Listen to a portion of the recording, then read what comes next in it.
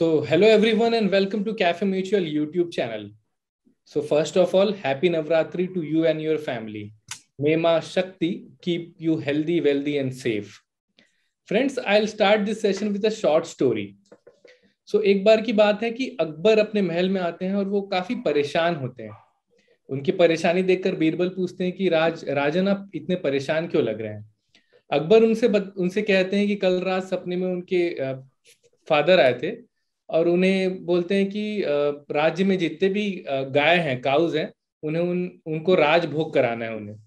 तो ये राजभोग कराने के बाद उनके जितने भी एंसेस्ट्रल हैं उनकी आत्मा को शांति मिलेगी. तो फिर बीरबल पूछता है कि इसमें प्रॉब्लम क्या है. तो अकबर बोलते हैं कि उन्हें ये नहीं पता कि उनके राज्य में कितने गाय हैं, कितने काउज हैं. तो अकबर बोलते हैं कि जितने भी मंत्री हैं मैं सोच रहा हूँ कि उन्हें अलग अलग डायरेक्शन में भेजूं और काउंटिंग कराऊं गाय जितने भी काउज हैं. तो बीरबल बोलते हैं कि राजन आप इतनी टेंशन मत लीजिए क्योंकि मुझे पता है कि कितने काउज हैं. हमारे राज्य में 7.5 लाख गाय हैं. राइट. तो ये सुनकर अकबर दंग रह जाते हैं कि इन्हें कैसे पता कि 7.5 लाख गाय हैं. तो वो पूछते हैं बीरबल से कि आप इतने कॉन्फिडेंस से कैसे बोल सकते हैं कि 7.5 लाख गाय गाय हैं हमारे राज्य में. तो बीरबल उन्हें बताते हैं कि मुझे ये तो नहीं मालूम कि अप्रोक्सीमेट कितने गाय हैं हमारे राज्य में, लेकिन उन्हें ये मालूम है कि 2 लाख अपर मिडिल क्लास हैं उनके राज्य में जिनके घर ऑन एन एवरेज 3 गाय होती है.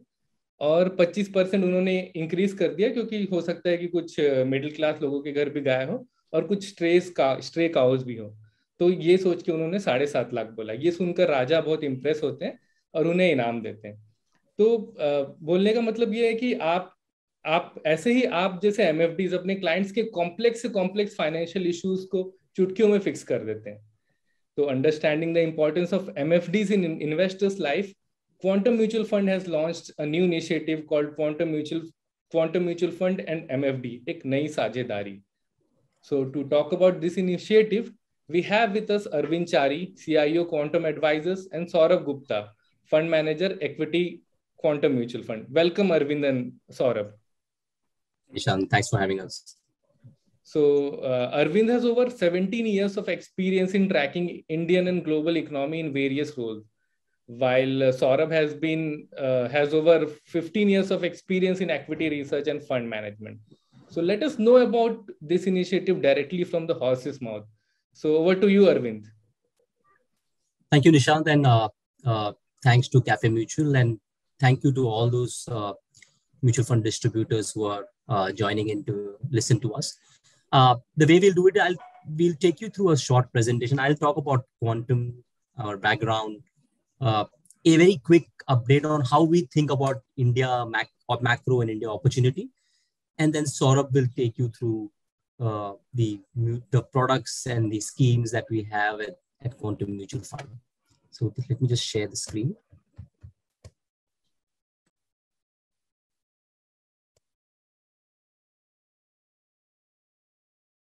Can you see this? Yeah. Okay. So Quantum was started right back in 1990 by Ajit Dayal. This was a time when even foreign investors, the only mutual fund was UTI, private mutual funds are not allowed. Foreign investors had still not entered were not allowed to invest in India. But at that time, Ajit had a very clear view and clear vision that, India is the opportunity. India will have that growth patterns that other countries have had, and markets will open up, economy will open up, foreigners will be allowed to enter.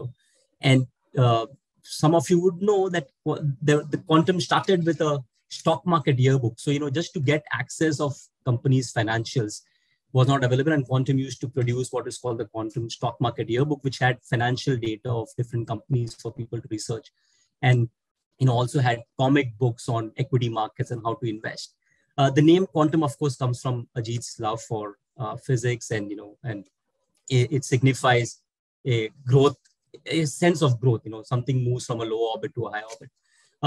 Subbu, kind of co-founder, joined Quantum in 1996. So between Ajit and Subbu, they are the longest serving equity market managers in the country. Nobody has that kind of long track record together managing it. This is over the last 25 years. Quantum was always very clear that we are not launching a fund. We are building an institution. And we are building an institution to cater to the needs of the foreign investors investing in India and to cater the needs of domestic Indian retail investors. And so we started with equity, built fixed income, built real estate, did some bit on infrastructure, trying to now do in private equity. But we've had a steady way of seeding businesses, seeding investments, and then growing those over a long period of time. This shows you a history of how we've progressed. Between, as I saw in 1990, when the first foreign investors were allowed, there's a group called Jardine Fleming, one of the first foreign investors, and Quantum had a tie-up with Jardine. It used to be called Quantum Jardine between 92 and 95. Investment banking, investing, they had a fund. That tie-up broke up in 95, 96, and then Quantum had multiple tie-ups with Walden, the private equity venture fund investing in India, Prolific India, which is now Aberdeen, the Aberdeen Group, and then a very seminal partnership with Hansberger. Tom Hansberger, who was the founder of Hansberger, was the original founder of the Templeton Group. So it used to be called Templeton, Galbraith, Hansberger. And Quantum had a tie-up with them where Ajit worked with Hansberger in the US, and Subbu and the team were managing Hansberger's India allocation. So much of our investment philosophy in terms of long-term proprietary research, value, looking for the investor, communicating with the investor came about with that partnership. And then as you see in the right, since the start of early 2000s, we've put a nice box around our logo and we started managing money in our own brand name, both for the foreign investors and also for the domestic mutual fund investors through Quantum Mutual Fund. And then from equities, we added fixed income, gold, real estate, and now the ESG equity. So this has been a fairly long track record of doing different things, looking at very, very different cycles, understanding the investor psyche, and building our own research process over a long period of time. So as I said, more than 20 years of Ajit and Subbu and the team. A large part of the team also has spent a lot of time with Quantum. We are very, very clear we are the business of asset management and not asset gathering. We really believe that if we offer simple, easy to understand products and schemes which looks at risk and return and delivers over a long period of time, clients, investors will come. This is a very long period. The entire mutual fund industry, especially in India, think about the growth that will happen over the next 10, 20, 30, 40 years, so that everybody has an opportunity to grow and you will grow as the economy grows. And if you keep doing well, if you believe in your ethics and your process and integrity, success will come. And so we are very, very clear that we're managing money. SEBI has given us a license called asset management license, not asset gathering license. Right from our inception, we do everything on our own self. We don't depend on equity broker research. We don't depend on credit ratings. We don't depend on ESG research from others. We built everything on our own. So that we have control over what we do. We are not dependent on any external advice. We do talk to external people. We take the research, but at the end, all the decision making that we do for our clients, because for the investors, comes from our own research databases. We are very happy to.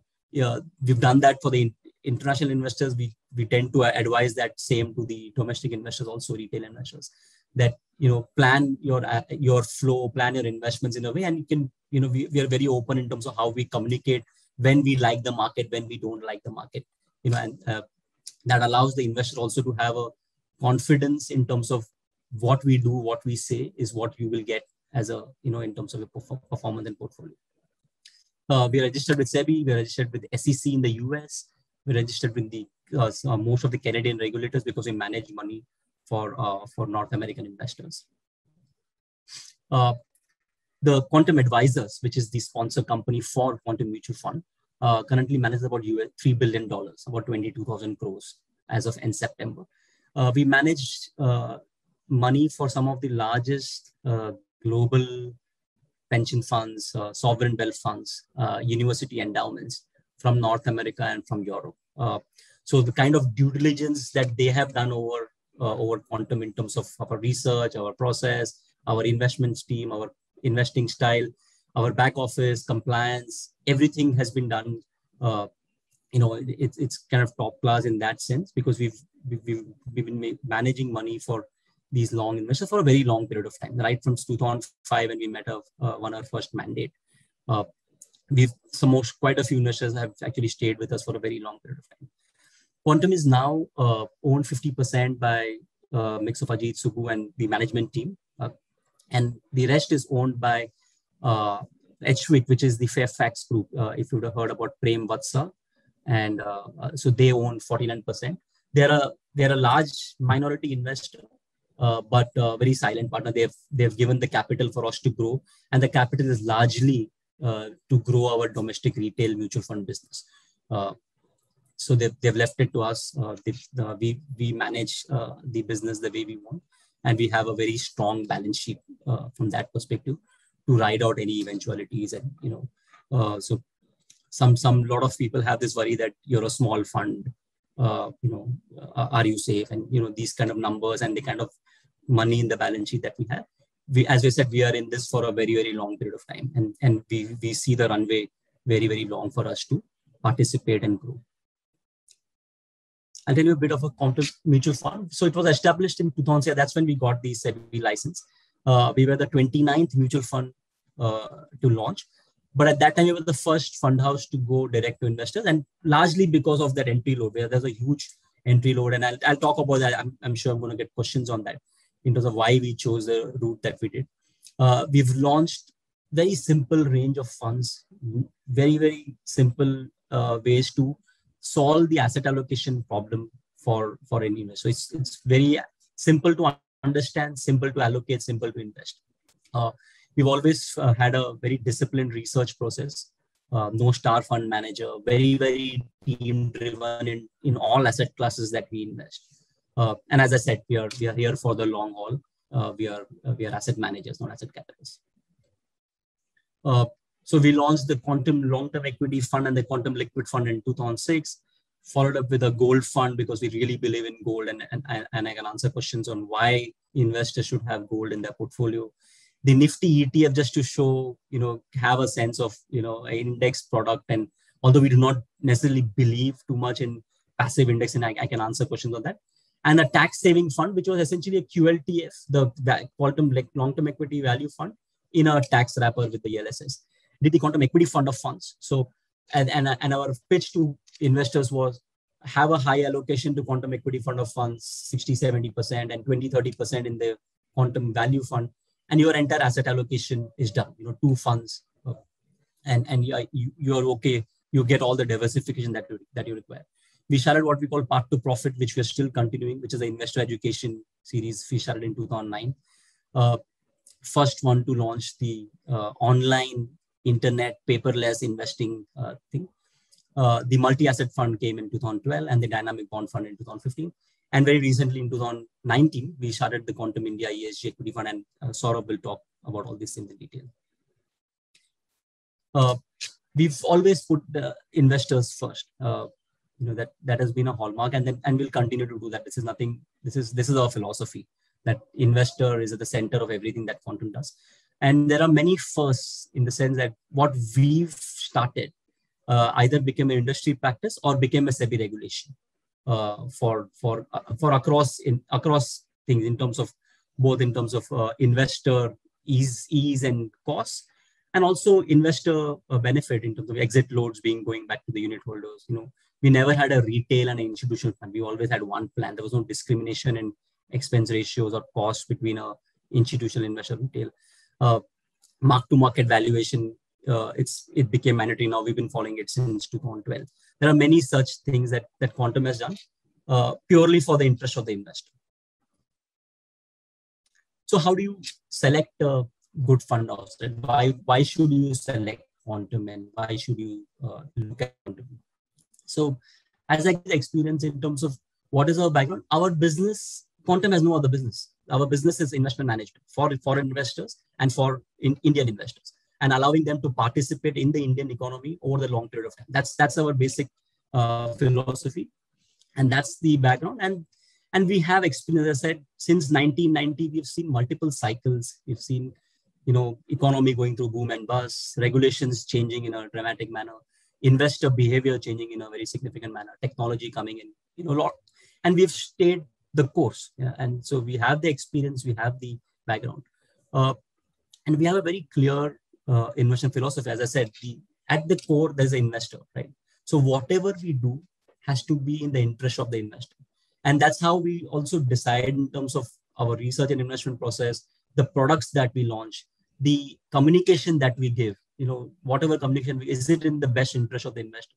And that having a philosophy allows us to, avoid certain products which are not relevant, certain businesses, industries which are not suitable for a risk profile, certain business groups which might not be the most high governance or ethical businesses, or certain risks like we've continuously avoided credit and liquidity risks in the debt funds over a long period of time. It's not only in COVID or pre-COVID, but even 2007, not investing in high credit risk real estate fund. That all comes from a philosophy of what is the product and why does the investor need it, and how do we go about trying to give that risk and return, balancing the return. And that comes with our investment philosophy, and that will remain. That doesn't change. It is in our DNA, and we'll keep on following that. To support that investment philosophy, we have, as I said, a research process which is very disciplined across asset classes. It's team-based. It's proprietary. So we control every investment decision that we make. It's not it's not a tip given by someone. It's not a recommendation by someone. We do our own research. We build our own models. We build our own basis of what to invest, why, and that the reliability of that comes about with the performance. So are we communicating what we do, what we say? And you will find that you can vouch, you can go back and hear our videos and attend people who have attended our Path to Profits. You will always come across with the fact that we do what we say and we say what we do. There is no difference between what we are communicating for the benefit of the investor and what is actually happening in the portfolios in terms of activity.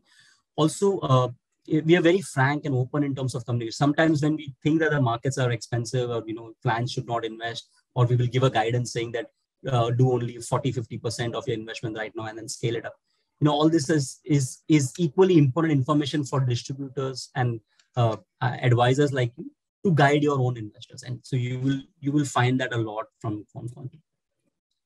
As I said, Subbu is the MD and group head of equities at Quantum Advisors, and Jimmy is a CEO at Quantum AMC.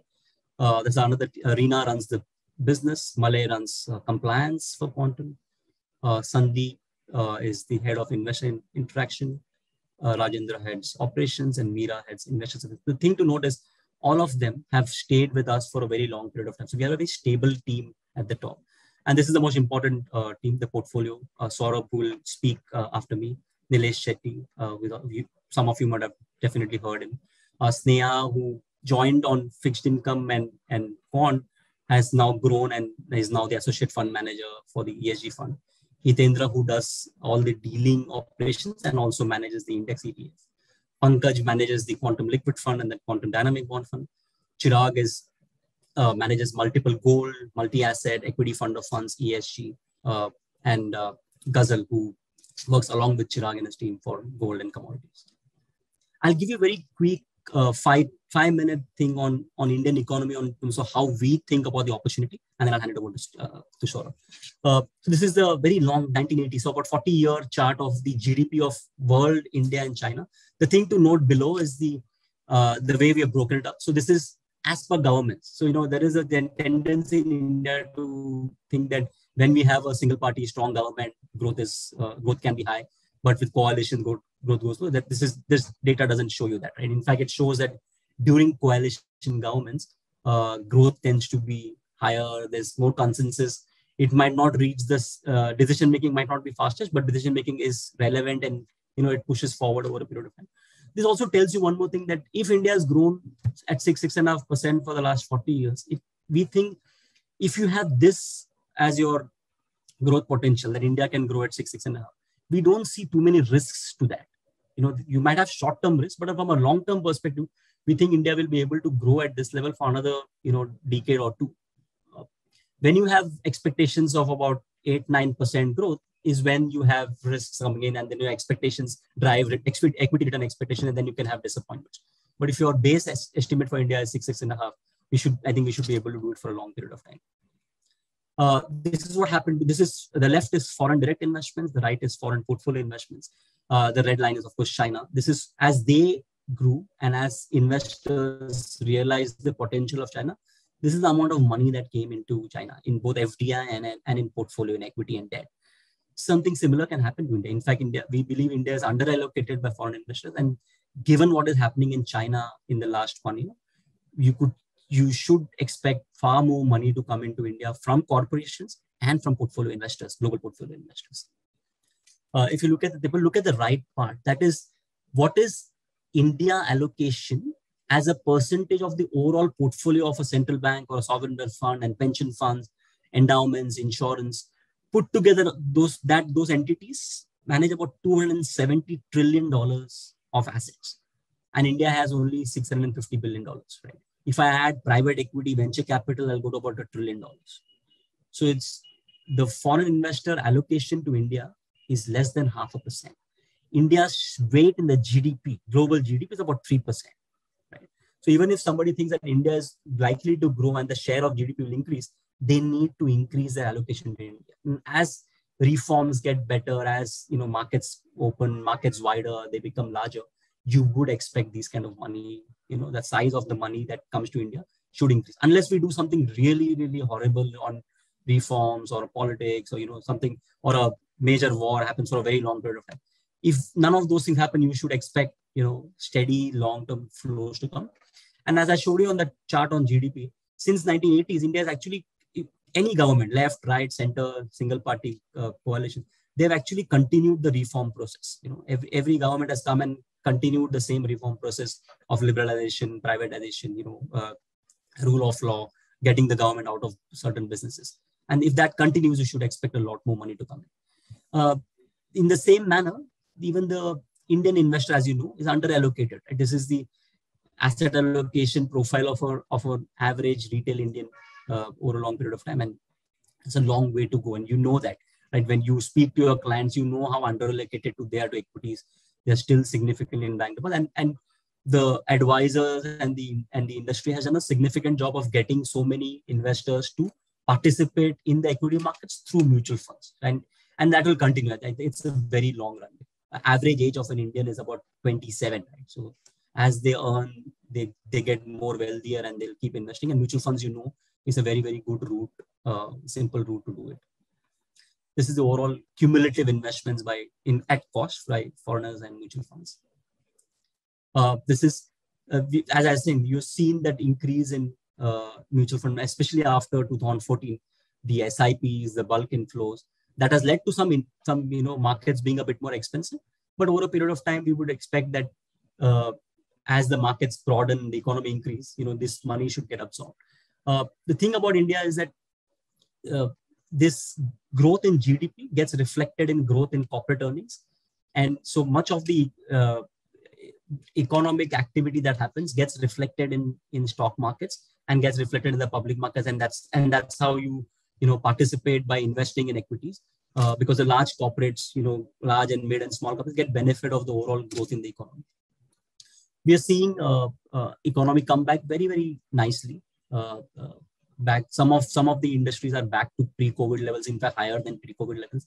Some are just about ramping up, but the recovery has been much better than any anticipation, and looks like it likely to continue. This has been a big tailwind for India. We've seen corporate profitability, corporate balance sheets are among their best health in terms of debt levels and the profitability, in terms of leverage ratios, operating margins. They're doing very, very well, and this portends well for, as the demand picks up, the corporate India is actually in a good position to invest and put more capacity and invest in capex, which will have its own growth and drive. Alongside, we also have export growth. Global economy also has recovered faster, so export growth also is picking up, and that will also add to the economic growth, and which will get reflected in public listed equities also. We are seeing this a lot, and this is happening over a very long period of time, especially after demonetization, that large companies are getting larger, and small companies either shutting down, or they are ceding market share, or they're not able to sustain. And multiple shocks, demonetization, GST, and COVID has led to that. And this might not be very beneficial for the economy at large, but from a stock market listed equity perspective, a lot of the large companies tend to be listed, large, mid, and small. And they are getting the benefit of the growth, and they're getting the benefit of the lesser competition, increased market activity. The recovery has also been seen in terms of hiring, and this is the Indian IT companies have done very well, and we know that IT has a very high multiplier effect, like right from salaries and wealth increasing, plus demand for real estate, demand for secondary activity. And so as IT companies hire more people, that has a increased activity in housing, in services. And so again, a very good point to see. There are three broad risks. One is clearly inflation. And so RBI will be forced to hike interest rates, but we still believe that RBI will try to keep interest rates lower than what they have kept historically. And I can answer questions on this. The job losses that we saw among the salaried, we still do not see incomes of people have improved considerably, at least especially people who got impacted and who got where lost their jobs during COVID. Some more support to them or some faster recovery will ensure that their incomes come up, and that can make the consumption recovery even more broad-based. As of now, we don't see a sign, but it can happen, the third wave. And although governments and corporations are much better attuned to managing lockdown, as we saw in the second wave, but that remains a risk. So these are three broad risks that we see. With that, I'll ask Saurabh to take over. Yeah, thank you, Arvind. And thanks for that macro summary that you gave. And in Arvind's summary, friends, he talked about the broad GDP growth rates in last 40 years for India. The real GDP growth has been 6.5%. Now the question rises is that how does that link to your equity returns? So is it related to your equity returns is a big question, and we have tried to solve that riddle. How is it reflected in your equity return? So if the GDP real growth rate, which has a long-term number, is 6.5%, if India continues to grow at 6.5%, and that is our base case assumption.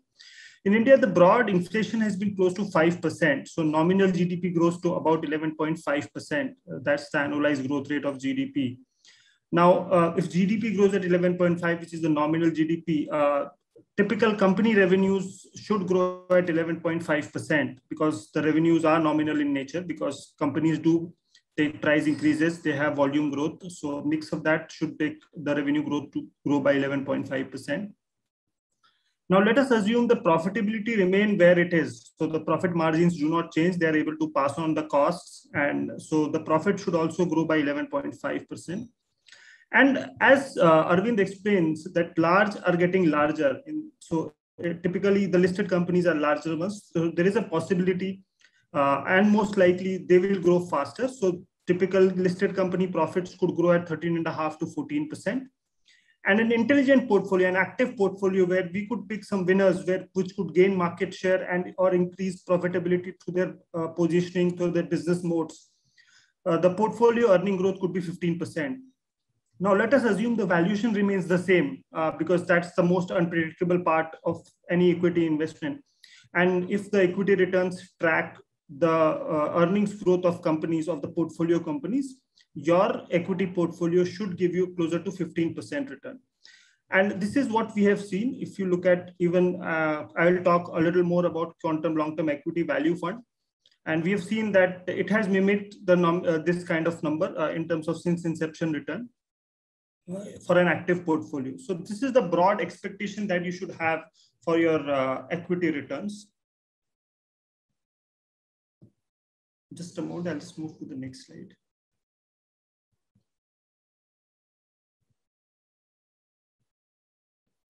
Yeah, so when we started initial interactions with the investors, and as Arvind was talking about, that we were direct to investors, what we realized that only offering products to investors were not enough.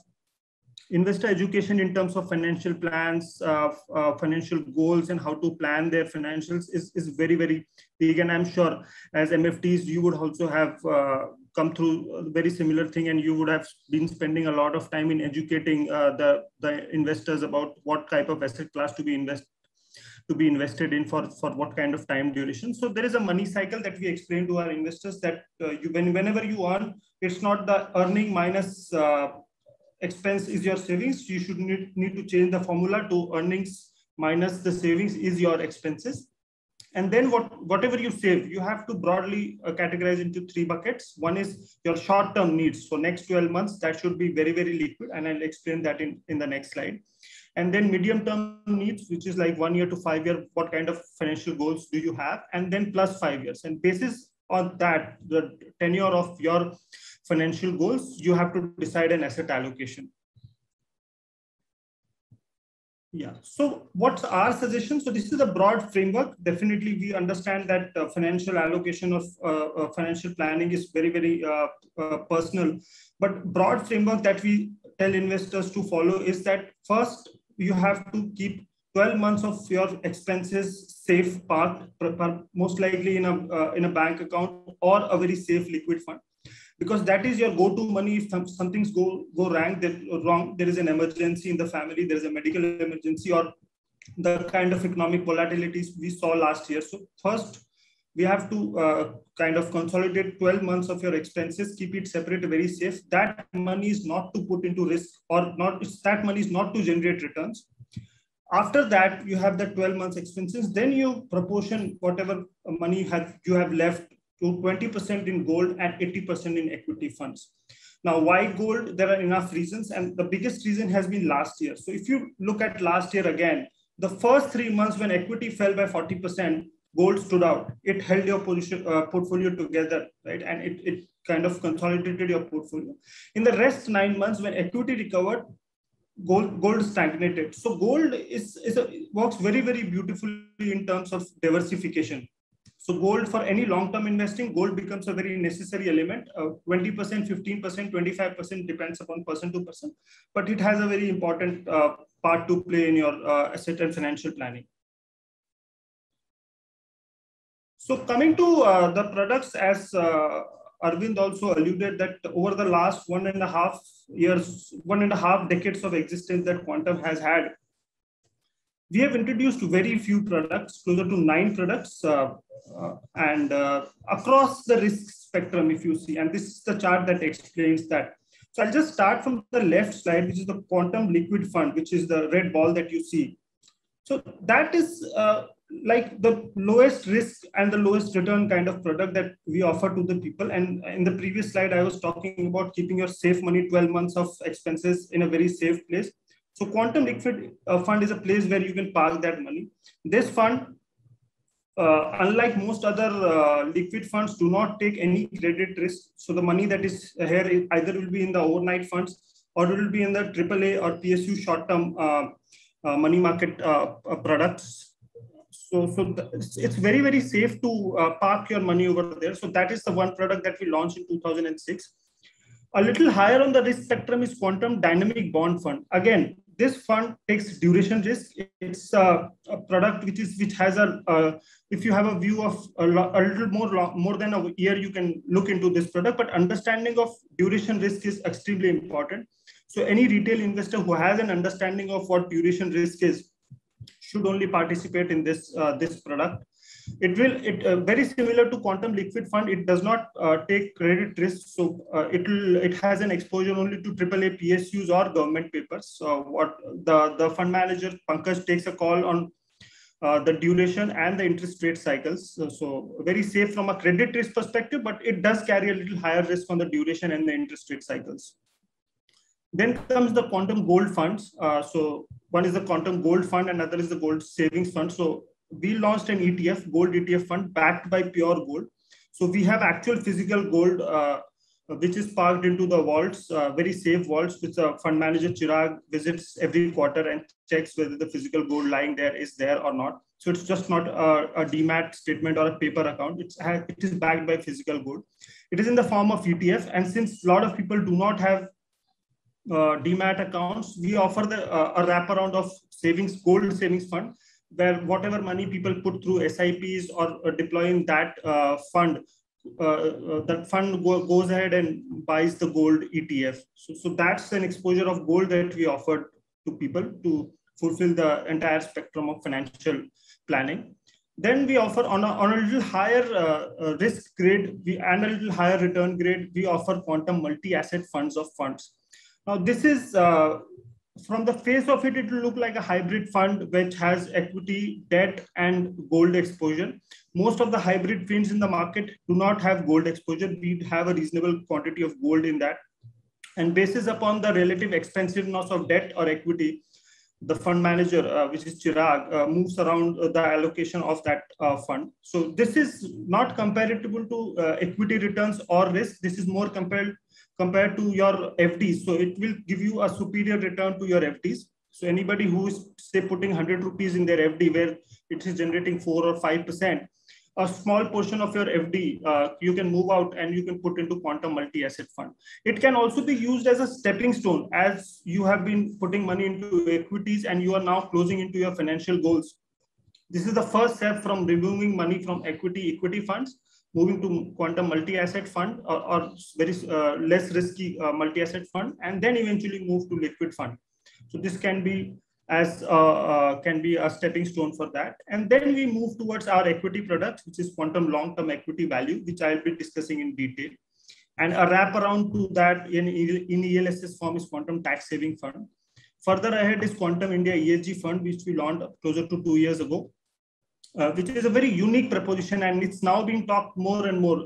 What ESG essentially stands for environmental, social, and governance. As a house, since inception, we have put on a lot of focus on integrity or the governance aspect of companies. So even in our equity, quantum long-term equity, which was the first fund that we launched, we had a very high importance on filtering out companies which have history of not treating minority well, or have history of not using their cash flows properly, or they have a history of crony capitalism. We have stayed away from that. In 2014, when we were interacting to some of our international funds, we came across more and more people talking about environment and social besides the governance part, because the climate change is becoming a more and more worry for everyone, and a lot of large pension funds globally want to move their money towards companies which are more responsible in terms of how they behave socially with their people or their society around them, and also how they take care of the environment. In 2014, when we were looking for research around that, what we realized that most of the research, third-party research, which is available for ESG, is more of a desk research. So there is no research available where you have a very objective way of looking at ESG companies. Not many companies were disclosing a lot of data points. So in 2014, we took an initiative of setting up a team dedicated for ESG. For good 5 years, that team painstakingly built a universe, went to companies, made them understand what ESG and what kind of disclosures this company should make. And then we created a universe, and post that we launched a product about 2 years ago. So our product is based upon our proprietary research, proprietary rating mechanism, and it's not based on third-party desk research, which is available at a price or a fee. So we are not taking any shortcuts over there. And definitely there is a product called Quantum Equity Fund of Funds, which is a basket of funds which are being curated by Chirag and his team. These funds are not funds of quantum, but as we said, to complete the basket of your equity exposure, if you're buying into Quantum Long-Term Equity Value Fund, which is a value style fund, you could possibly have a wraparound of different styles and different caps. So this product essentially offers that. So it's a fund of funds which has closer to 5 or 6 funds curated by Chirag. It will have a mid-cap fund. It will have a few large-cap funds. It will have a few flexi-cap funds as well. which completes your allocation. So a 20% allocation towards quantum long-term equity, which can be your anchor fund, and 80% allocations of equity fund of funds completes your equity basket return. Again, this product is an outcome of what we heard from investors. And when people talked about they have 15 funds, 20 funds, because they thought this was diversification, but it was without any scientific basis. We thought this could help the investors in kind of simplifying their whole basket of equity exposure. And then we also have Quantum Nifty ETF, which we thought is a product that we should have. But essentially, we still feel that in India, the active managers could generate higher returns than the passive index. Still, India allows certain opportunities not comparable to what is happening in US or Europe, where passive is taking over. India, it's still some time, good 8-10 years, where we see that active managers can still generate returns through their research and proprietary skills. So this was on the risk spectrum side. Moving to the next slide. Okay, I'll just go through the Quantum Long-Term Equity Value Fund. This was our first fund to launch. And since I have a background on equity value fund, I along with Nilesh manage this fund. So I'll just go through the process very quickly of this fund. We also have slides regarding other funds as well, but in the interest of time, I'll not go through each and every fund, because what I understand is we'll have a series of these webinars where we present each of these asset classes and each of these products to explain you better. So to talk about Quantum Long-Term Equity Value Fund, it's a value-oriented equity fund and launched in 2006. Because we have a history of looking at things from a value style perspective. Ajit and Subbu go long back in understanding value. Their initial learning was through value investing. So we thought this would be a good product to launch. It has a typical portfolios of 25 to 40 stocks across sector. And I'll go through a slide which will tell you how do we pick those stocks. It's essentially an element for long-term capital appreciation. And it resonates well for your products like retirement, child's education, child marriage, and wealth creation. So any long-term financial goals that you have which require compounding and beating inflation handsomely, this is the product. This is the go-to product that you might offer to your investors. A very disciplined and research and investment process. We have a very little portfolio turnover. So as we tell our investors that you should expose yourself to equity with a long-term horizon, we also practice the same. So we walk the talk in the sense that when we buy any stock, we do a proper research, and our holding period is average closer to 5 years in the fund once the stock comes in. It's a simple fund. No derivatives. It'll either have shares or cash.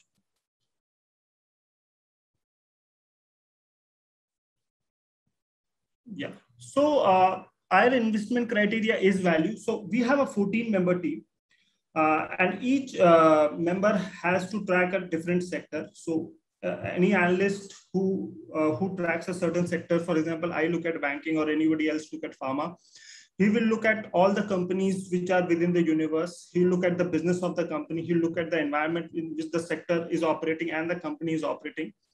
We'll meet the management every 6 months and find out what their midterm and long-term goals are. And we'll also look at very deep analysis on the financials aspect, whether that financial support those long-term goals, what's the quality of balance sheet and other things. Based upon that data, we create a 5-year history and a 5-year projections of the financial models of those companies. And once we have that ready, we use different valuation tools depending upon which sector or which company we are looking at. So it could be price to earnings, price to cash flows, price to book value. So banking, we use price to book. For IT, we look at price to equity. Basis upon that, we arrive at the intrinsic value or fair value of every company and a stock. Since we are value managers, we like to have a margin of safety. So ideally, we like to buy companies at 40% discount to the fair value. So once we have arrived at the fair value, we'll wait till the stock corrects at 40%. In some companies, high quality names, that 40% would be a theoretical number. So we might have a lower discount, but essentially we like to have a margin of safety when we get into any of the stocks. So we'll have a buy level, and whenever the stock hits buy, that we'll look at buying that stock, and we'll have a sell value. So sell value is closer to our intrinsic value. If we like to sell the company at fair values. When do we sell? Either the stock crosses the sell level, or we have other alternatives available, which is a rarity, and changed view of management. So either our view on the management or the view of the business or the balance sheet would have changed. Then also we sell the stock. Very infrequently, most of the stocks would be we would be selling if the because the stock has moved up sharply and it's beyond the sell level.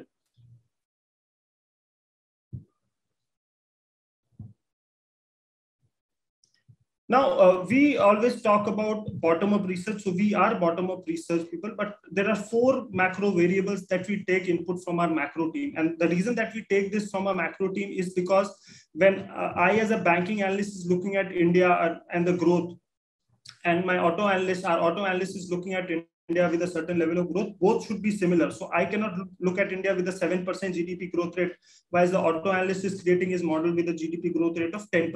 Right? So to have a commonality across sectors and our base assumptions, we have 4 key macro variables, which is given by the macro team, which is the GDP long term. So our estimate is that India's GDP could grow at 6.5%, and an inflation should be 5 to 5.5%. 10-year bond should be 7.5%, and forex rate should be plus minus 2%. So there are close to 5,000 stocks listed in India. So we have a filter of a liquidity filter of $1 million. When we use that filter, because we promise a certain liquidity into the portfolio, we remain with close to 600 stocks. We apply our value and integrity scheme, iron out companies which have shady managements and not good business practices. We are left with 233 stocks. The 14-member team tracks that stock. And from that pool of 233 stocks, we create a portfolio of 25 to 40 stocks. Yeah, so this is how the portfolio construction process is. Once we have the research ready, buy and sell levels are ready. The portfolio team, which includes myself, Nilesh, Janish, and Subbu, 4 of us, and of course Ajit, once the stock comes into our buy, the only decision that we take is the positioning. So at what is the sizing of the position that we want to take? Should it be a 2% position or a 3% position or the 4% position? That will depend on the reliability of the earnings, quality of the earnings, stability of the management, balance sheet quality, upside potential, and what alternatives are available. So basis that we create a portfolio of 25 to 40 stocks. Now coming to what is exactly, how is the portfolio right now? So if you look at index, definitely it appears expensive. So anybody who's looking at the markets will say that the markets are expensive at 21.8 times. But if you look at broader markets with a view of value, we have curated a portfolio which is closer to 14 times 2-year forward numbers, 21 numbers. And if you look at EPS growth, we are offering very similar growth. So we have created a portfolio in Quantum Long-Term Equity Value Fund, which offers very similar growth to the Sensex, but at much cheaper valuation. So Sensex trades at 21 times. Our portfolio trades at 14.3 times. So we are pretty sanguine in terms of going forward what kind of returns we could generate. So our portfolio clearly is not expensive from a historical perspective, though the index might appear expensive right now. This is the long-term return of the fund. The blue line that you see is the long-term return since inception. Portfolio outlook broadly, our portfolio is structured towards growth in the economy, and we have large portion of our equity allocated towards cyclicals. So large NBFCs, consumer discretionary have large weights in the portfolio right now. IT stocks, we have a kind of equal weight in the portfolio. It's benefiting from global uptick in tech spend, so that's doing good for us. Arvind called out of business shift towards larger companies. So our 74% of our allocation is towards large cap and 20% towards mid cap. So that also is a kind of tailwind for the portfolio. We have been doing continuously stress test over last 1 year on the portfolio so that we understand that the portfolio companies have strong balance sheets to survive the down cycle. And we have close to 8% cash to add new names in case of correction. Risk to recovery, I think Arvind has already covered, so I'll skip that. And what I'll do is I'll just stop over here because I think we are running out of time, and I'll not delve into different other products, and that could happen when we have next series of webinars. Thank you. So great presentation, both Arvind and Saurabh. So I have a couple of questions which is related to MFD Quantum Mutual Fund and MFD एक नई साझेदारी. So my first question is for Arvind. So Arvind, I think Saurabh, you can also add something to this question. So this question is for both of you. So quantum mutual fund ने regular plan launch किया कुछ 2017 में, right? So what made you realize the importance of MFD? Arvind, can you throw some light? I'll just keep my video off for 5 minutes. Sure. But मैं answer करता हूँ. It's not that we realized mutual fund distributors only in 2016-17. Right at the start, as मैंने जो बताया था कि when we launched our fund in 2005-6 and we went and met the large distributors, right? And at that time the cost of distribution was very high. एक तो entry load था, and then the commission also for a funds were very, very high. And then we were a small fund, not known, so our rate card was, as they say, was very high, and that was our issue. We still believe that, believed then and believe now, that distributors, advisors are extremely essential. But वो time पे transparency भी नहीं थी. Investor को ये नहीं पता था कि कमीशन, अगर वो ये फंड में इन्वेस्ट कर रहा है तो कितना कमीशन जा रहा है उसके बिहाफ पे.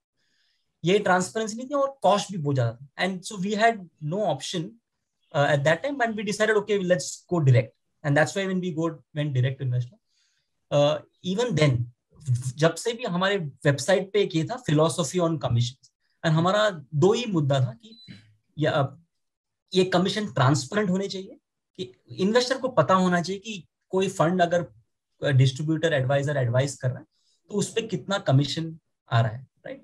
एंड वो कॉस्ट ऑफ कमीशन कम होना चाहिए. एंड जैसे इंडस्ट्री में वो सुधार आई कि सेबी रेगुलेशंस हुआ, या advisors and distributor themselves realised and started working, तो हम 2010 या 11 से we are working with distributors. So at that time till about 2016, distributors were working with us without commission.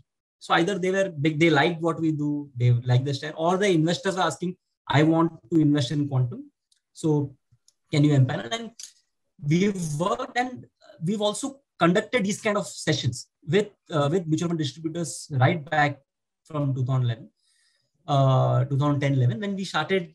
People started interacting with us, and we built investing platforms for them, but we didn't pay commission, because at that time there was no option of doing that.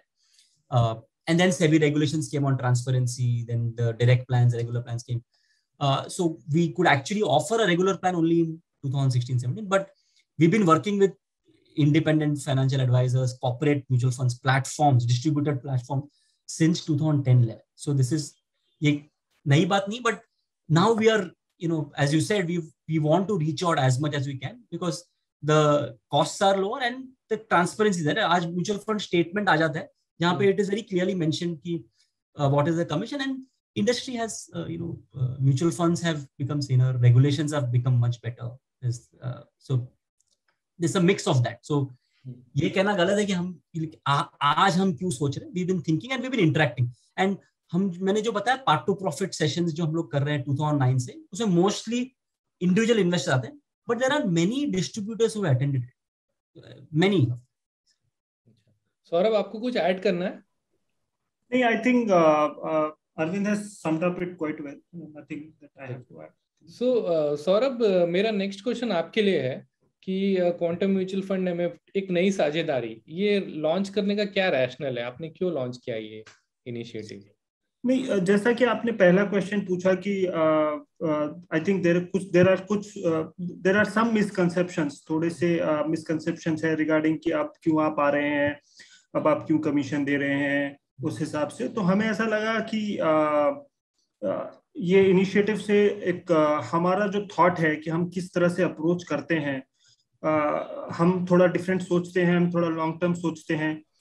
तो हमें लगता है कि distributors को वो पता होना चाहिए कि हम किस तरह से सोच रहे हैं और कैसा हम प्रो इन्वेस्टर्स हैं. And we are not against the mutual fund distributors. That's the perception that's been created through media और whatever. We are very pro transparency. So if you look at in terms of initiatives that Arvind talked about, कि कुछ steps जो SEBI ने बनाए उससे पहले ही हम लोगों ने वो इम्प्लीमेंट किए थे. So we are very for transparency and we want to talk to more and more distributors because I think एक और एस्पेक्ट है निशान जो मैं कवर करना चाहूंगा वो है कि हमें ऐसा लगता है कि even mutual fund distributors have evolved, right? They are also thinking long term and we have been interacting, I have been interacting. They also talk about having their investors for long term. They want to create wealth for the investors. पहले की तरह नहीं है कि हम entry load किसमें ज्यादा मिल रहा है या उसको हम बेच दें और फिर फ्लिप करा दें. इन्वेस्टर्स भी समझदार हो रहे हैं, म्यूचुअल फंड डिस्ट्रीब्यूटर्स भी मैच्योरिटी कर्व में ऊपर मूव हो रहे हैं. तो हमें ऐसा लगता है कि ये सही समय है कि हम भी अपने थॉट्स उनके साथ एक नई साझेदारी बनाएं जिससे सबका एक कंप्लीट डेवलपमेंट हो. ग्रेट. सो अरविंद, मैं आपसे ये जानना चाहता हूँ कि इस पार्टनरशिप से एमएफडीज क्या एक्सपेक्ट कर सकते हैं? बहुत कुछ कर सकते हैं. मतलब एक अगर आप देखोगे ना कि we are very very clear in our communication and that is very important because face of the investor to the investor is a distributor advisor at the end, right? And they have to communicate कि ये fund क्या है, ये क्यों होना चाहिए, ये कब लेना चाहिए, how to invest. So that you will get from Quantum and because एक फायदा हमें ये हुआ because we've been direct to investor, so we have been interacting with investors. When I am saying we, fund managers, हम directly fund managers interact कर रहे हैं, fund managers को एक्सेस है इन्वेस्टर्स एंड हमने बहुत सारे क्वेश्चंस देखे हैं, बहुत सारे क्वेरीज देखे हैं. So we are able to address that in a very very clear manner. Many times we will actually tell us don't invest, you know, ये this is not the time to invest in our fund और time to book profits make money and across asset classes. मैं खाली value fund की बात नहीं कर रहा, gold में भी हमने ये रिकमेंडेशन दिया होगा, लिक्विड में हमने बहुत क्लियर, लाइक डेट फंड में our recommendation is very very clear कि करना क्या है इन्वेस्टर को, what do you, and I think you should ask me a question और आई विल आंसर. सो ये एक एकदम क्लियर है कि हम जो बोलेंगे वो करेंगे और जो करेंगे वो बोलेंगे. So it will be very very clear and इससे आई थिंक एडवाइजर्स को बहुत फायदा होना चाहिए कि एक लाइन ऑफ थॉट एकदम क्लियर है कि ये fund what do they stand for, what do they need from the investor and what are they communicating. In terms of, you know, mutual fund product, मतलब म्यूचुअल फंड कंपनीज भी बहुत time कुछ एक specific product push करती है for whatever targets है, नया, you know, नया थीम आ गया है तो नया, that's you will not get that. So you know, आपका इन्वेस्टर भी आपको ये नहीं ब्लेम करेगा कि आपने ये गलत प्रोडक्ट मुझे ये क्यों एडवाइस कर दिया. It was not your fault, it was may be the fault of the mutual fund. So that will not happen.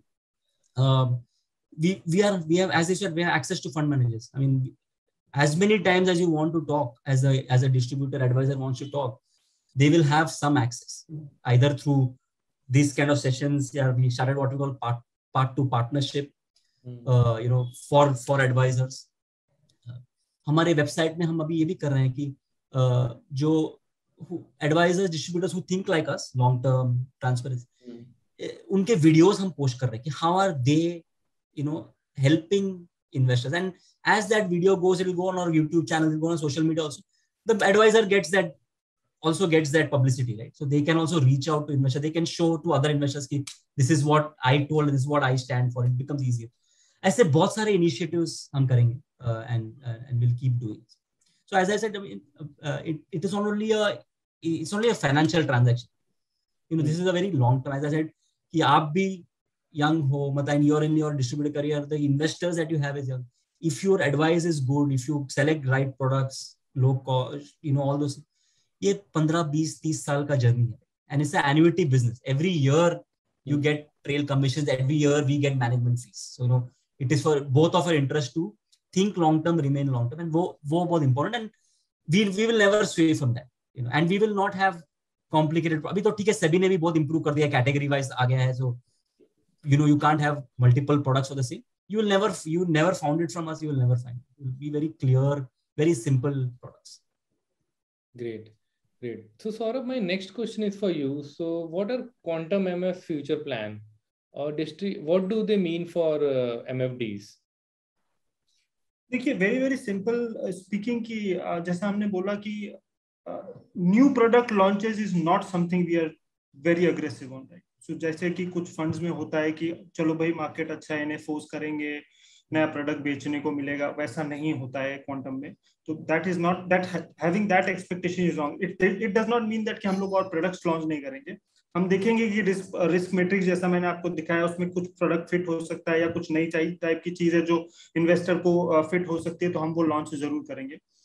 From N एमिटीज perspective, मैं आपको एक लास्ट वीक मैं कुछ काम कर रहा था, तो मैं आपको बताऊं कि what MFD should expect from Quantum mutual fund. तो मैं आपको बताता हूँ, 2006 में जब Quantum QLTF Quantum long term equity launch हुआ था, प्रॉमिस किया था वैल्यू स्टाइल, प्रॉमिस किया था कि आपका जो रिटर्न है, जो हमने जो अरविंद और मैंने डिस्कस किया कि 14% करीबन रिटर्न आपका आना चाहिए नॉमिनल जीडीपी ग्रोथ अगर इतना है, तो वो रिटर्न आपका आएगा, इस तरह से फंड मैनेज होगा, इस तरह से टीम मैनेज करेगी, वो सब चीजें हमने प्रॉमिस की थी।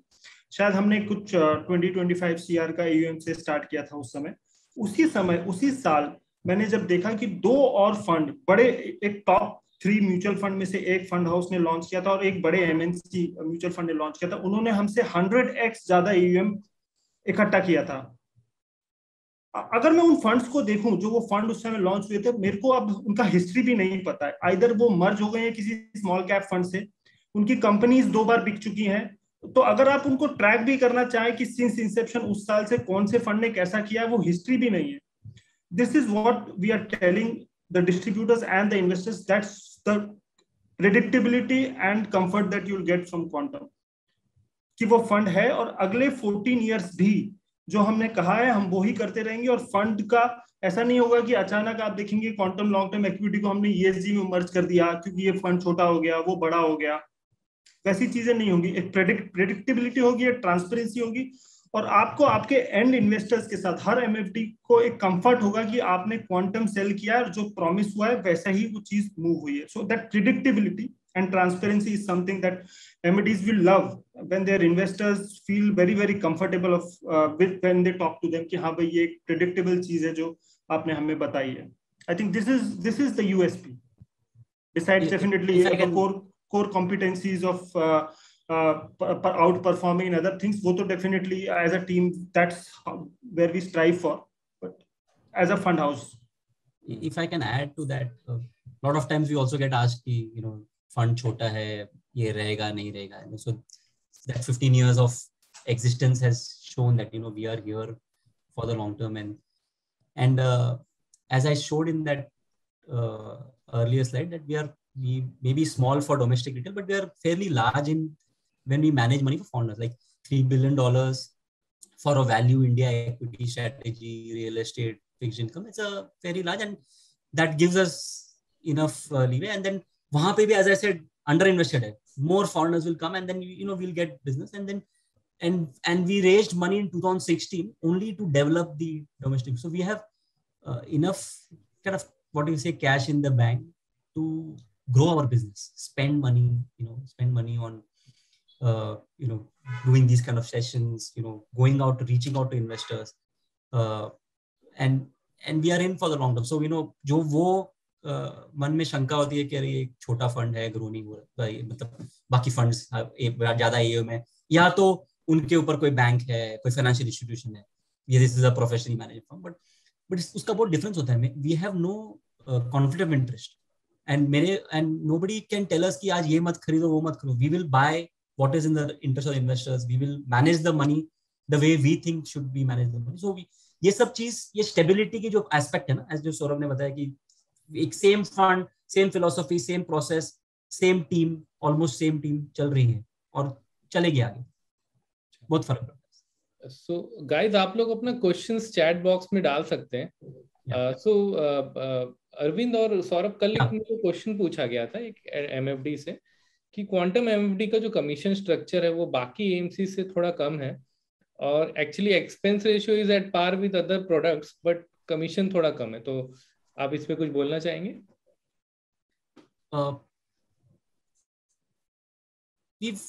In fact, actually पहले तो और भी कम था, but as we've realized, what is the market, and we don't want to not let the distributor, but overall if you see cost structures industry में कमी हो रही, right? So the pressure on fees हमारे पे ज्यादा है, for the AMCs will have more pressure on fees than the distributors, and so एक तो वो reason.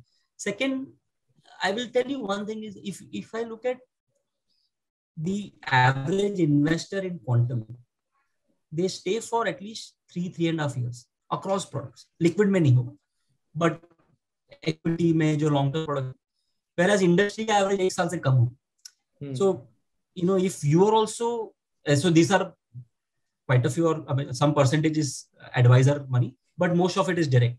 So if direct investors are themselves staying for 3.5 years, if your investor also stay for that long, you will tend to earn more commissions with us. I mean, eventually, my yearly commission may be lesser in the equity product.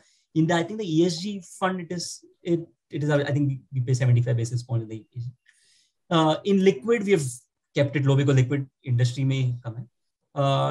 Multi-asset dynamic bond fund, again, it's a very asset allocation. It is not a, of course, we would love distributors also to recommend the asset allocation fund.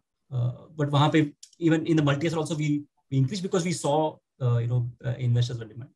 So अब ये दो चीजें होती है कि एक तो pressure on fees है industry में, and it will continue. And दूसरा is if your investor is staying in some fund for a smaller period of time, but in a product like quantum, stability, performance, consistency in terms of what we say, if they happen to stay good service, you can call our call center, you can figure out level of service is much better. Then the investor would most likely to stay, and then you instead of earning for 1 year, you earn for 3 years. I think that's the way to think about it. We keep speaking to distributors, we keep getting feedback on fees, and we have rationalized fees. But these two things are the two other drivers. Okay. Yeah, Nishant, I'll just like to add what Arvind said. The main point is fairness, right? So ultimately, आप अगर expense भी ultimately वो expense तो NAV में से जाएगा. Yeah, so we don't want कि investors suffer करें. So we have to be fair to everyone, right? We have to be fair to ourselves. तो हमारे cost structures हैं, we try to be lean as possible, right? तो वो cost structures के लिए we need certain expense. We understand that mutual fund distributors are also not doing any charity. They have expenses. They travel to their scooters. 110 रुपए litre petrol है, उनको client के पास जाना है तो पैसे तो खर्च होते हैं. So we want to be fair to them, but we don't want to be unfair to the investors as well, right? So we have to take a balance over there with a longer term approach. So that is the primary reason. क्योंकि अब देखिए total जो TER है वो तो fix हो गया almost, SEBI ने फिक्स कर दिया, राइट? अब क्या हो रहा है कि अगर आपको ज्यादा कमीशन देना है तो आपको आपका डायरेक्ट कॉस्ट कम करना पड़ेगा, right? And now with this new millennial customers, अगर आप देखें तो वो ऐसे नहीं कि आप डिस्ट्रीब्यूटर जो बोलेगा वो सामने वाला ले लेता है. नए जो लोग आ रहे हैं इंडस्ट्री में, new people who are starting to invest at age of 23-24, they understand कि डायरेक्ट का कॉस्ट 50-60 पैसा है और इनडायरेक्ट का कॉस्ट रेगुलर का कॉस्ट 200 बेसिस पॉइंट्स है, क्योंकि उनको वो दिख रहा है. तो आप जैसे अगर आप रेगुलर बढ़ाओगे तो आपको there is only one way of increasing commission, right? आपको आपका डायरेक्ट कम करना पड़ेगा क्योंकि टीआर तो सेबी ने कैप कर दिया है, राइट? तो वो गैप जब आप कोई वेबसाइट पे जाके देखेगा कोई मिलेनियल इन्वेस्टर, उसको समझ में आएगा कि 50 बिप्स एवरी ईयर या फिर 250 बिप्स एवरी ईयर, राइट? तो वो गैप उसको समझ में आएगा. तो दिस विल एक्चुअली, अगर आपने ज्यादा कमीशन दिया और ऑफ बैलेंस हुए तो this industry will move rather quickly to direct. And with a long-term approach, this is very negative for MFD channel, right? So right. Everybody should understand that कि आज ही मुर्गी काट के सारे सोने निकालने हैं या फिर हर दिन एक एक अंडा निकालना है आपको. So वो समझना चाहिए सबको. और एक है ना, मैंने जो डेटा दिया था कि सिर्फ 2 या 2.5 करोड़ म्यूचुअल फंड इन्वेस्टर है यूनिक, राइट? इंडस्ट्री में 2.5 करोड़ 8 करोड़ के आसपास इक्विटी इन्वेस्टर्स है. So बहुत growth runway is very very simple, and people will require advice, financial planning advice. ये people don't understand है, गलती करते हैं लोग, right? So advisory business कभी it is only going to increase. It might become platform based, and we can help that. अगर we're already developing, like अगर आप offline distributor हो और आपको आपके clients को online distributor investments कराना है, तो जो BSC स्टार MF के जो API links है, tech links है, we will do that for you. We will ensure that आपको वो सुविधा मिले कि आप ऑफलाइन से ऑनलाइन आए तो आपका भी कॉस्ट कम हो जाएगा. ऑफलाइन का कॉस्ट एक है, ऑनलाइन का कॉस्ट एक है, सीमलेस हो जाएगा. आपको data, you get data more easily in one concept. We will help distributors in getting them online in the online world. We will do all that. Okay. Datta Prasad ने पूछा है कि स्किन इन द गेम आप लोग का कितना है scheme के हिसाब से, और आप लोग ये कब से फॉलो कर रहे हैं skin in the game? Saurabh, you have data on that?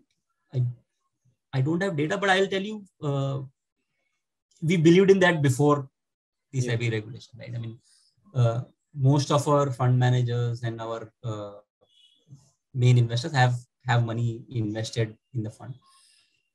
If you talk about the company also, the company has also invested in across products in the Quantum AMC or the Quantum Advisors.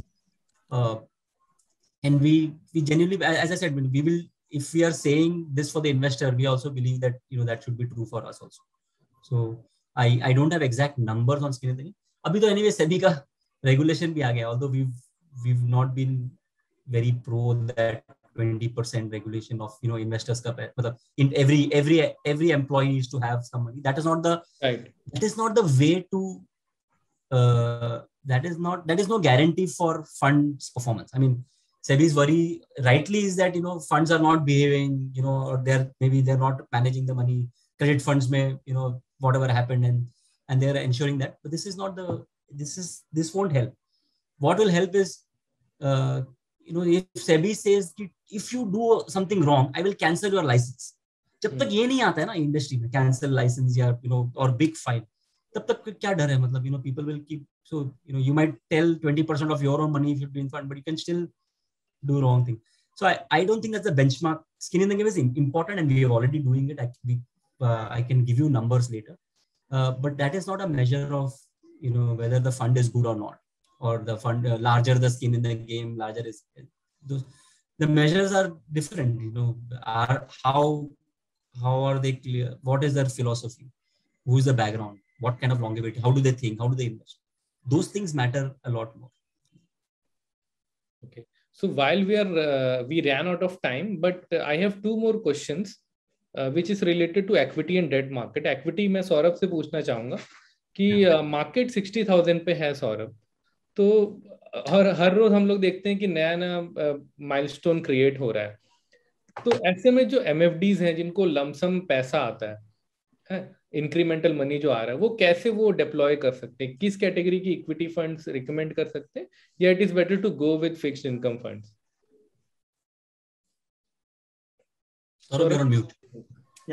apologies. जैसा कि मैंने in one of the slides I explained कि index definitely महंगा है, but अगर आप एक अच्छा रिसर्च कोई क्यूरेटेड पोर्टफोलियो बनाते हैं तो आप एक रीजनेबल वैल्यू पे एक अच्छा पोर्टफोलियो क्रिएट कर सकते हैं. जैसे quantum long term equity value का अगर आप वैल्यूएशंस देखें तो 14 टाइम्स है, मार्केट का 21 टाइम्स है, तो वो एक कंफर्ट है. हमें ऐसा लगता है कि लमसम अगर है तो देखिए इट्स मार्केट लेवल से ज्यादा इंपॉर्टेंट है कि मल्टीपल्स क्या है, अर्निंग ग्रोथ क्या आने वाली है और रिस्क क्या है. सो 2-3 रिस्क एक है जो थोड़ा सा डिफिकल्ट है प्रेडिक्ट करना. एक तो है थर्ड वेव और कोविड. अगर आप डेवलप मार्केट में देखें तो थर्ड वेव आई है और उसका इम्पैक्ट होता है इकोनॉमी में. That is a very unpredictable thing. From an earning trajectory perspective, जैसा कि अरविंद की स्लाइड्स में ये क्लियर था कि we are having an economic recovery, we have a tailwind of employment growth. So we believe that corporate earning growth trajectory improve होती रहेगी यहाँ से, राइट. सो बेस्ट ये सजेशन है कि अगर आप लमसम इन्वेस्ट करने की कोशिश कर रहे हैं इक्विटी को, तो नेक्स्ट 3-4 मंथ्स में बांट के उसको इन्वेस्ट कीजिए. Definitely economic cycle looks in favour of companies and earning upgrade आएगा तो मार्केट भी चलना चाहिए. ब्रॉडर मार्केट में अभी भी आप अपॉर्चुनिटीज क्रिएट कर सकते हैं, वो एक जरूरी पॉइंट है. और तीसरा है कि वो रिस्क जो है वो एक अनवेरिएबल है, वो आ भी सकता है, नहीं भी. तो बेटर ये होगा कि आप एक सिस्टमैटिक प्लान नेक्स्ट 3-4 मंथ्स के हिसाब से लमसम को डिप्लॉय करेंगे तो वो आई थिंक बेहतरीन होगा नेक्स्ट 3 ईयर और 4 ईयर के व्यू से. और कौन से मार्केट कैपिटलाइजेशन में होना चाहिए पैसा आपके हिसाब से? देखिए, हम जनरली ना मार्केट कैपिटलाइजेशन पे इतना बिलीव नहीं करते हैं. हम ऐसा सोचते हैं कि आप एक मिनिमम लिक्विडिटी दीजिए अपने इन्वेस्टर्स को कि अगर कोई बड़ा रिडेम्पशन आता है तो आपका नैव इम्पैक्ट नहीं होना चाहिए क्योंकि आप बेच रहे हो, राइट. तो एक बेसिक लिक्विडिटी रखिए. और हमारा अप्रोच तो सिंपल है कि देखिए जहां हमें वैल्यू दिखेगा हम वहां पर लेंगे उसको. वैल्यू नहीं दिखेगा तो आप हम देखेंगे हिस्टोरिकली हमारा कैश लेवल्स बढ़ जाता है. तो वैल्यू दिख रहा है तो अभी 8% कैश पे बैठे हैं, तो we are very agnostic on caps, so caps पे कॉल हम लेते नहीं है। तो वो हमारा एक अप्रोच है कि वैल्यू जहां दिख रहा है, जिस सेक्टर में दिख रहा है, जिस कैप में दिख रहा है, with a minimum liquidity threshold, उसमें हम इन्वेस्ट कर रहे हैं। एंड पोर्टफोलियो इस टाइम अच्छा अट्यून्ड है टुवर्ड्स सिक्लिकल इंप्रूवमेंट, अगर मैं क्वांटम की QLTVF की बात करूँ तो। जो सौरभ ने लिक्विडिटी की बात की ना, that is also important from a investment perspective की दैट जो सेम QLTF की पोर्टफोलियो है वो it can manage money till I think $8 billion, मतलब 50,000-60,000 crores का AUM होएगा जब तक हम ये सेम पोर्टफोलियो कैरेक्टरिस्टिक मेंटेन कर सकते हैं। So because it invest in liquid stocks, so अभी just some large investor will say, "अरे आपका your AUM is below 1,000 crores, I need more than 1,000 crores." Doesn't matter. Especially equity में doesn't matter, especially in our product, because it is liquid. It can take in money and replicate the same portfolio. जो बहुत सारे small cap companies, small cap funds में नहीं कर सकते.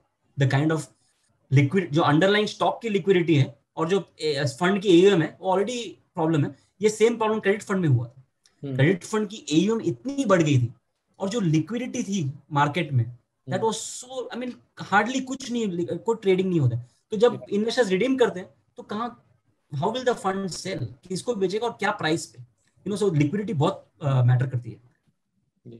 So just to Nishant, ये एक पॉइंट पे जो अरविंद ने कहा, तो अभी again we were doing some analysis on some of the funds, some two of the largest mid cap funds में हम जब एनालिसिस कर रहे थे, जस्ट हम एक कुछ करने के लिए, तो हमने देखा कि उनके 30% of the portfolio is deployed into equity stocks. उनको 100 दिन से ऊपर लगेगा उस पोजीशन को बेचने में। उनको आज की लिक्विडिटी पे अगर वो स्टॉक्स को बेचने जाएंगे तो 30% ऑफ द पोर्टफोलियो ऐसे स्टॉक्स में है जो 100 दिन से ऊपर लगेगा उनको वो लिक्विडेट करने में। तो अगर रिडेम्पशन प्रेशर आया तो उनको मतलब प्राइस इंपैक्ट बहुत लेना पड़ जाएगा स्टॉक को बेचने के लिए। तो वो एक चीज बहुत इंपॉर्टेंट हो जाती है मार्केट कैप के बजाय। राइट जी निशांत, आप कुछ पूछो। आपके लिए क्वेश्चन आया है कि आपका पोर्टफोलियो कितना डाइवर्सिफाइड है, हाउ मेनी स्टॉक्स एंड क्या वेटेज आप लोग जनरली रखते हैं? हाँ देखिए, जैसा होता है हाँ, तो करीबन 28 स्टॉक है इस टाइम पोर्टफोलियो में। टिपिकली हमारे पोर्टफोलियो में अगर आप देखेंगे तो 25 से 40 स्टॉक्स के बीच में हमारे पोर्टफोलियो में होता है।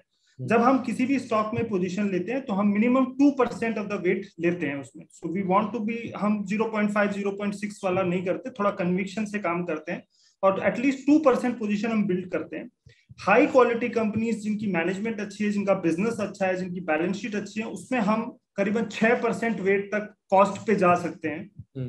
और जिनमें समवेयर इन बीच में या फिर कुछ रहेंगे जो 3-4% के आसपास रहेंगे। सो दिस, ये 3 ब्रैकेट रहता है, 2%, 3-4% या 6%।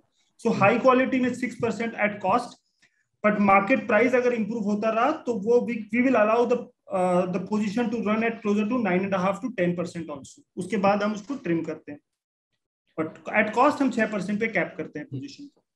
सो इक्विटी में तो हम लोग को अच्छा व्यू मिल गया। जाते जाते डेट का भी मैं व्यू सुन लेता हूँ अरविंद से। सो अरविंद, अभी रिसेंट में हम लोग नोटिस कर रहे हैं कि रिटर्न्स जो है डेट फंड का वो एफडी जैसा ही हो रहा है, मतलब FD at par with FD. So ऐसे में डिस्ट्रीब्यूटर्स को किस किस्म के डेट फंड इन्वेस्टर्स को रिकमेंड करना चाहिए? The first thing to note when you're recommending debt is what is the reason, ये क्या ऑब्जेक्टिव मीट कर रहा है ये डेट फंड वो इन्वेस्टर के पोर्टफोलियो में, राइट? तो एक उसमें दो चीजें, एक तो आपको पता चलेगा कि most Indians are over invested in debt, मतलब एफडी में पैसा है, पीपीएफ में है, बैंक सेविंग्स में पड़ा हुआ है, तो they are over allocated, EPFO चल रहा है, दे आर ओवर एलोकेटेड। तो आपको ये सोचना है कि उनको ज्यादा इक्विटी चाहिए कि ज्यादा debt, first. Second, if you are investing in debt, उसका मेरे हिसाब से the motive objective should be diversification and diversification of risk. Equity में रिस्क है एंड फिक्स्ड इनकम में रिस्क कम होता है traditionally, right? So you should recommend those fixed income debt fund जिसमें रिस्क कम है। कि आप फिक्स्ड इनकम में भी ज्यादा रिस्क लोगे तो इक्विटी जैसा रिस्क होगा। तो अगर रिस्क लेना ही है तो इक्विटी में लो, राइट? इन्वेस्टर का टाइम होराइजन अगर 1 से 2 साल 3 साल का है, तो आप अगर उसको क्रेडिट फंड दिला रहे हो तो might as well recommend an equity fund, because वो रिटर्न्स तो एटलीस्ट ज्यादा मिलेगा उसको from for the risk that you take. So वो बहुत क्लियर है कि आप क्यों रेकमेंड कर रहे हो। मतलब अगर आप एसटीपी करा रहे हो कि एक लमसम इन्वेस्ट कर दिया एसटीपी, तो डोंट टेक रिस्क. वो तो वो लिक्विड है या अल्ट्रा शॉर्ट ड्यूरेशन है या money market up to that 1 year, जहाँ पे मार्केट रिस्क कम है. And choose funds which have low credit risk. So अभी सेबी ने एक नया मतलब 1-2-3 महीने में आना चाहिए. They have created a riskometer and a matrix. तो वो मैट्रिक्स बहुत इंपॉर्टेंट है. वो मैट्रिक्स में उन्होंने दिया है कि ये साइड मैट्रिक्स में क्या रिस्क है, इंटरेस्ट रेट रिस्क क्या है, so low, moderate, medium. And ये साइड के मैट्रिक्स में है कि क्रेडिट रिस्क है. So choose funds which fall under that single A, या उसमें ए बी होगा, A1 2 3 होगा. तो A1, so like I will give you quantum liquid fund का example, we should be A1 because it has very low credit risk. हम लोग private में invest नहीं करते, और very low market risk, 91 day की मैच्योरिटी. सो अगर आपका ऑब्जेक्टिव है वो इमरजेंसी कॉर्पस, जो 12 महीने का आपका जो एक्सपेंस है इमरजेंसी कॉर्पस में रखना है, उसमें कुछ रिस्क लेना नहीं है मुझे, A1. रिटर्न्स भले कितने भी कम हो.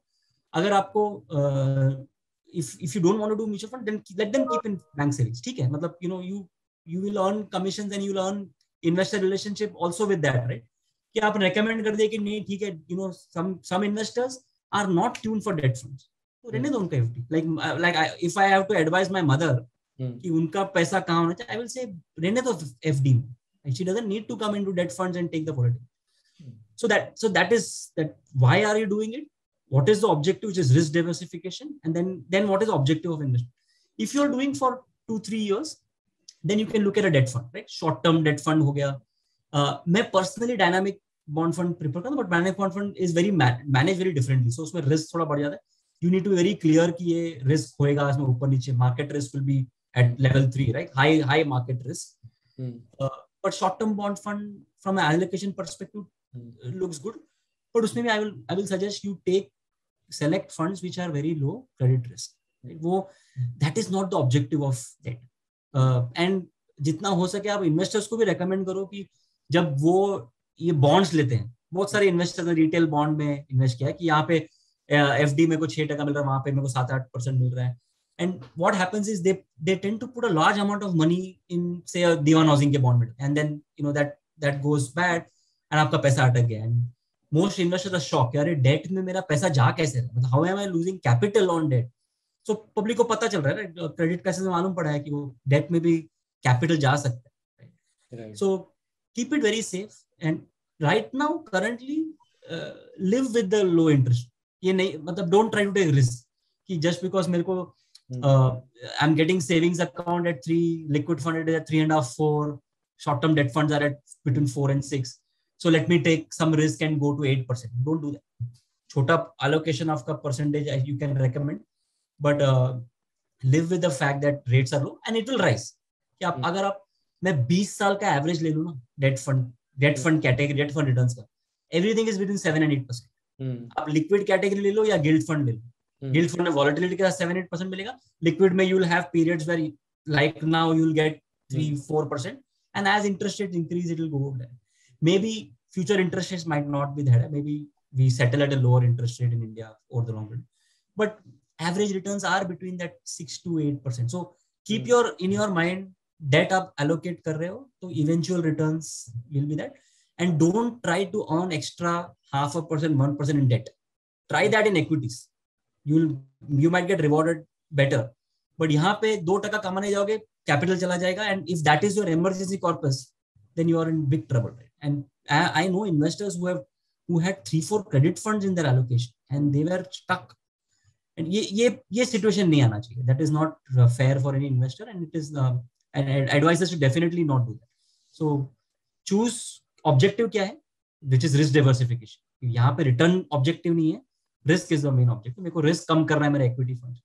And then choose either the liquid to money market for your short term and STPs. And a short-term debt fund, or maybe a dynamic bond fund if you're okay with but with low credit risk. Okay. So with that, we have come to an end to this interesting session. Thank you so much, Arvind. Thank you so much, Saurabh, for the valuable insights and time. Thank you. Thank you so much. Thank you to all those who attended. Wonderful. Thank you so much.